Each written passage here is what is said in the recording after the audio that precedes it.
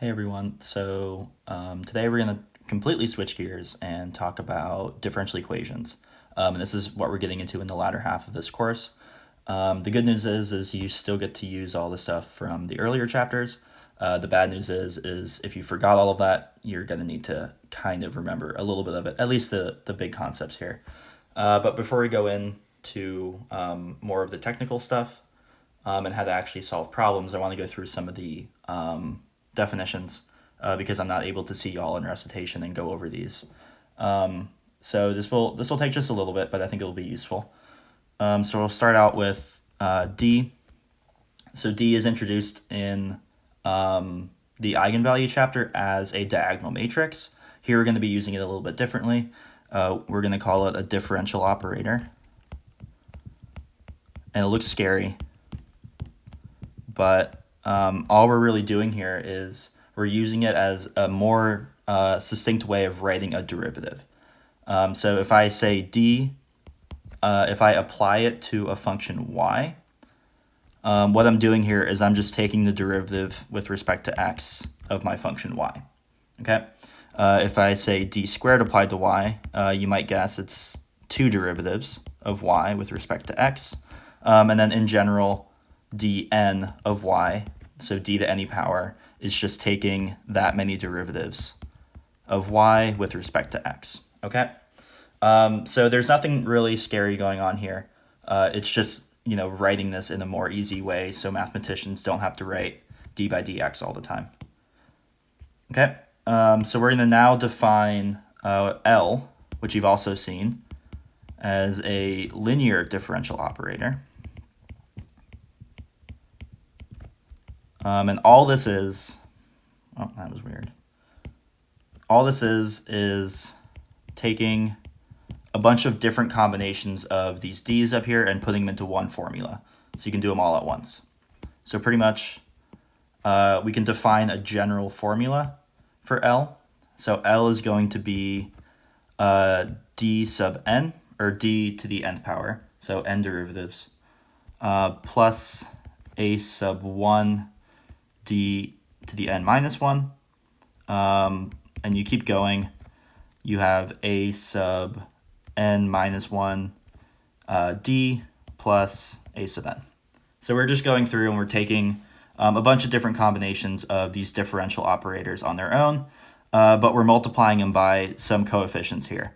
So these a's, they could be numbers, but as we'll see in a second, they can also be functions of x. We generally in this course just consider the case where a sub 0 is just 1. That makes our lives a whole lot easier. And then what you do is when you end up applying L to y, as you can guess, you just take n derivatives of y plus some constant or some function times n minus 1 derivatives of y, and you just keep applying it. So you have a to the n minus 1 times 1 derivative of y. And then the thing that a lot of people forget that's really important is this last term is not just a sub n, it's a sub n times y. And you'll really mess up in later problems if you forget to do that. So this a sub n here can be dangerous. Just remember that when you have it in a linear differential operator, it also gets applied to your function y as well. So just as an example, if I say L is equal to d squared minus 2xd plus 6, so this is a totally legal linear differential operator, I can give you a function, so y is equal to x squared, and I can tell you, hey, apply that linear differential operator to x squared and see what happens. So L applied to y is equal to d squared of x squared, so I'm just substituting in minus 2x d applied to x squared, and then that tricky thing plus 6 applied to x squared. And then what do we do? Well, we just go ahead and take these derivatives. So d squared applied to x squared just gives me 2, because I'm taking two derivatives. D applied to x squared just gives me 2x. And then, I'm not doing any derivatives in this last term here. I'm just multiplying it, so that stays as it is. And so then I have Ly gives me 2 minus 4x squared plus 6x squared, which gives me 2, 1 plus x squared. Okay. So that is just the result of a linear differential operator applied to a function. Nothing too crazy going on here. I just wanted to give an example. Okay. And as we'll see in a bit, this L operator actually behaves as a linear transformation. And that's pretty important. We're not going to get too far into it. You can check the textbook if you want to know all the details, but the one important detail that you've seen on problem sets is finding the kernel of some linear differential operator. Okay, so if we think back to chapter 4, if we have an n by n matrix A, we know what the kernel of that is, right? We know that the kernel of A are vectors such that when you multiply them by A, they get sent to 0. Okay, nothing new here. We also learned that there is a definition of the kernel of a linear transformation. And here, the kernel of this linear differential operator, so these are no longer vectors, but they're functions. And then, as you might guess, they're all the functions that when you apply L to them, they get sent to 0. So if I went up here to this L right here, the kernel of it would be all the functions that when I take two derivatives of them and then multiply their derivative by negative 2x squared, or by negative 2x, add 6 to it, I end up with 0. So that's just like, terminology we have to be familiar with. And we'll do a problem actually at the end of this video showing that. Okay, so those are like the main structures we'll be working with. And then just as a quick review about homogeneous versus non-homogeneous. So we have homogeneous, EOUS, yep, differential equation. And this is going to look like a linear differential operator applied to a function gives me 0. So 0 is the big thing here. That makes it homogeneous. And then we have the solution to the homogeneous, I can never spell this right, homogeneous differential equation is called the complementary function.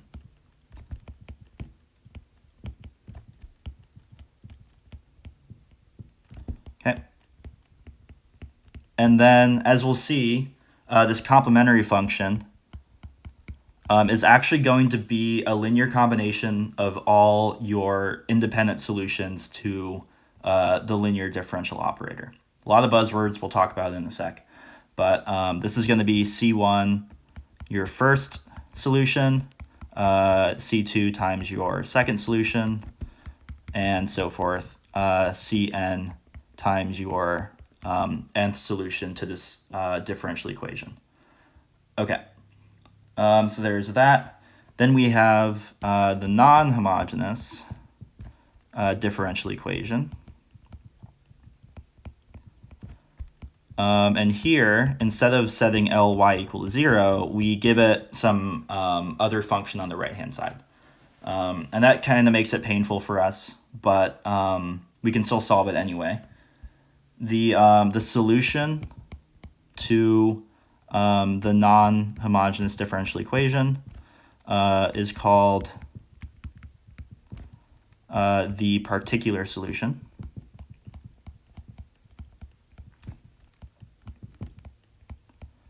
And that just means that if I input this particular solution and apply L to it, I get exactly that outside function f here. And then lastly, last definition, I promise, we have a general solution. And this is important to the non-homogeneous differential equation, okay? So what this is then yg of x. You sometimes see it written just as, not g, just as y of x. This is just equal to the complementary function plus the particular solution here. So the reason this works is because if I apply my linear differential operator to my general solution, because of its linearity, I can write this as L applied first to my complementary function and then second to my particular solution, okay? But we know just by definition here that if we scroll up, this complementary function solves this equation here. So when I apply L to it, I end up with 0. So get 0 here. And then by definition, like we just said above, this particular solution solves this equation here. So when I apply L to my particular solution, I get back f. So when I add 0 to f, I end up with f. And so you may be thinking, like, why on earth do we even care about this complementary function? Well, it gives us more information about the actual solution space to this problem. So we'll have, differential equations that, have triple primes and quadruple primes to them. This particular solution, fine, it works, but it doesn't give me a lot of information about what would happen if this f were equal to 0. So this complementary function here accomplishes that, and it gives us a lot more information about the system here. So that's why we care about it, in case you're interested. But what you really need to know is that we can use, and we will use, this type of logic here, finding first a complementary function and then finding a particular solution to solve something that looks pretty scary like this here. So that's just some motivation behind this method. Okay, so we'll be applying all of these definitions. You'll need to be comfortable with them in the future. But I do want to just stop for a second and cover something that is you might not have seen before, and you do need to know it in this course. And it's, I think, appropriate at this point to go over it if you haven't seen it before. So we teach it here at Penn in Math 104, but I don't think it's a BC topic. So if you came in with any credit or anything, you probably haven't seen this before in your life. And it's called the integrating factor method. And it helps us solve differential equations called first order. And so you apply the integrating factor method to stuff that looks like this. So you have your linear differential operator. It just has one d on it. And then you just add some other function to it. So it's a pretty simple differential operator. You're really just taking this last case here. Okay, so that's what you're doing. And there's a very surefire way of solving this equation here.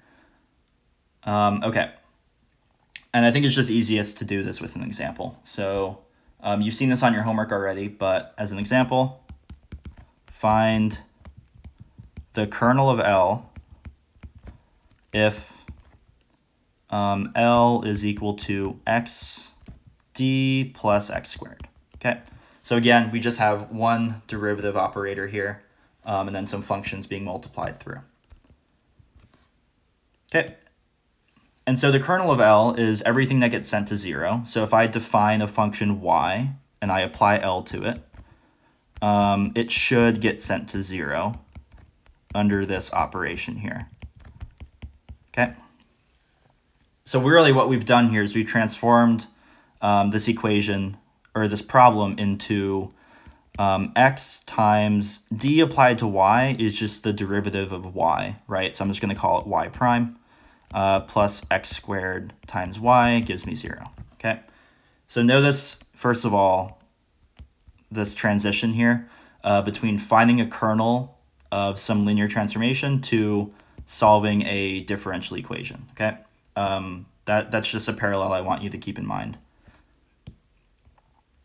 All right, so what do? We need to use the integrating factor method here because we have a linear differential operator that looks like that. So what do? First step, I'll do it in red. You need to clear all the coefficients in front of y prime. Okay, so y prime needs to be by itself. To do that, I would divide everything by x. So I have y prime, x squared divided by x is just x, times y gives me 0. And then I'll just put in here, x can't be 0. Fine, whatever. All right. And now here's where things get really, really weird. But it works. I'm not going to question it. So you find e, I'm going to write this out in words, e to the integral of something. And then what that something is whatever is in front of y. Okay, so you got rid of all your coefficients in front of y prime. You're going to have some function here that's in front of your y. So you take e to the integral of whatever that is, and you have to make sure you bring the sign with you. So if it was a negative sign, the negative sign would be involved in this calculation as well. Okay, so in this case, whatever is in front of the y is a positive x. So I have e to the integral of x dx.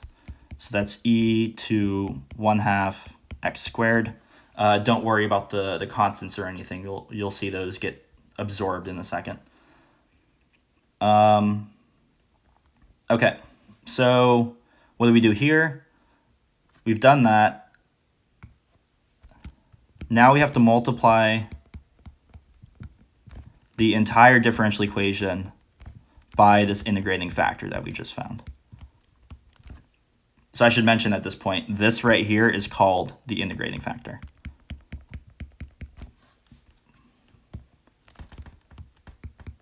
Okay, so we had y prime plus xy is 0. Now we have e to the 1/2 x squared times y plus x e to the 1/2 x squared y. Sorry, this should be y prime over here on the left. And then just to be very thorough, so you have to multiply it to both sides. Everything gets an e to the 1/2 x squared. And believe it or not, this actually makes your life a whole lot easier. So on the right-hand side, we just get 0, right? But you have something kind of magical that happens on the left-hand side. So you'll notice, first of all, we have an equation here, e to the 1/2 x squared. And then if you differentiate that, you get exactly this. You get x e to the 1/2 x squared, okay? Secondly, we have another function over here, y. And then if you differentiate that, you get y prime over here. What we do then is we add the two of them. So what you have here on the left-hand side actually is a product rule. And it's the product of y and your integrating factor. Okay? If you don't believe me, you can go ahead and do out this derivative here on your own and see, in fact, that it is equal to, this up here. But this is the magic of the integrating factor. It allows us to take a second-order differential equation, a first-order differential equation, and combine it down into just one integral that we have to take. Cool. All right, so now what we do is we integrate both sides. So you integrate the left-hand side, you just get your function. You integrate the right-hand side, and you actually get a constant here. So it would be a mistake to say 0, because you take the derivative of a constant and you get 0, right? And then you just solve for y. So y in this case is equal to c e to the negative 1/2 x squared. And you're done. Okay? So this is the method of the integrating factor. If you took 104, hopefully it was a good review. If you haven't seen this before and you want more practice, it's chapter, it's 1.6 in the textbook. So there's going to be loads of example problems you can do there. And yeah, this is all for now. We'll get back with 8.2 next video.